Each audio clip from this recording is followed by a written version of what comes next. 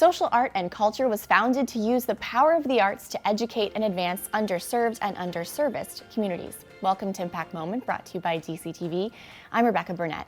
The nonprofit's socially responsible artisans collaborate on programs designed to reach those communities and to celebrate their culture. Today, I'm joined by co-founder and board president, Karen Baker. Hey there, Karen. Hey, how you doing, Rebecca? Thanks for having us. I'm good, thanks. Thanks for being here. So can you tell me just in short, what was the inspiration behind founding Social Art and Culture? I know that a lot of your programs are interactive to make a social impact. What problem did you see and how were you trying to address it?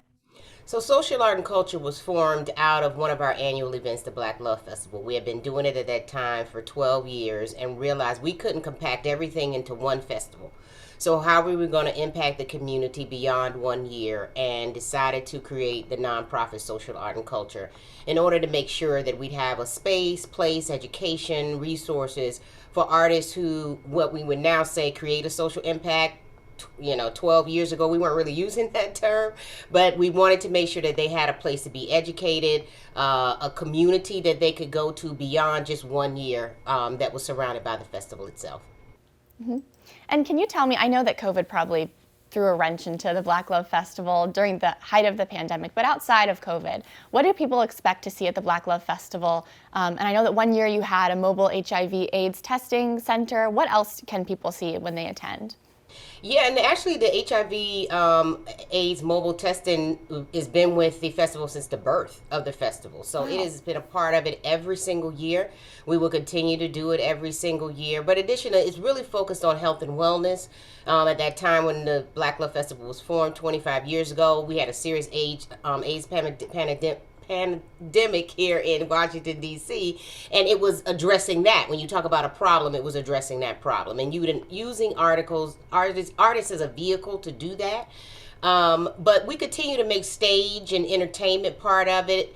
Really, you say edutainment is a big part of the Black Love Festival, to bring cultural awareness to really D.C.'s artist scene and what it has contributed for, going back to the 1930s or more. We want to make sure people understand the relevance of the creative economy here in DC.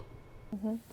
And speaking of the economy, what I also love, another program that you guys have, is the Creative Entrepreneur Capital Summit. More than half of the attendees have said that they improved their business and grown their network. What have you heard from past business owners about how that summit helped them both improve both themselves professionally as a business owner, but then also helped improve their business?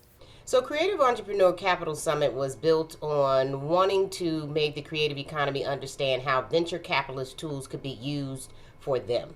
So in doing that, we had a pitch panel, we had a business model panel. Those were the panels that really were top reviewed. People felt that they walked away really understanding how to create a more sound business model. They had examples. We used artists and businesses or creative businesses here in the city to show the impact they've made that were a minimum of 20 years here in the city. But also, how do you pitch yourself? How do you take that 60 seconds, just like you would in this interview, and make sure people understand the impact that your organization or your endeavor is making in order to get them to fund you? So those were the things that I think were probably, people walked away saying they took those, were able to use them and apply them to what they do here in DC. Well, you've sold me on your business. Thank you so much, Karen, for all the work you're doing for your community. I really appreciate you taking the time today. No, thank you. I appreciate the support. And thank you to our viewers at home for tuning in to this episode of Impact Moment. It's part of DCTV's nonprofit Capacity Building Grants Program, our original programming to highlight the ways our area's nonprofits are making a difference. Stay up to date with our latest productions and tune in to our live stream at dctv.org.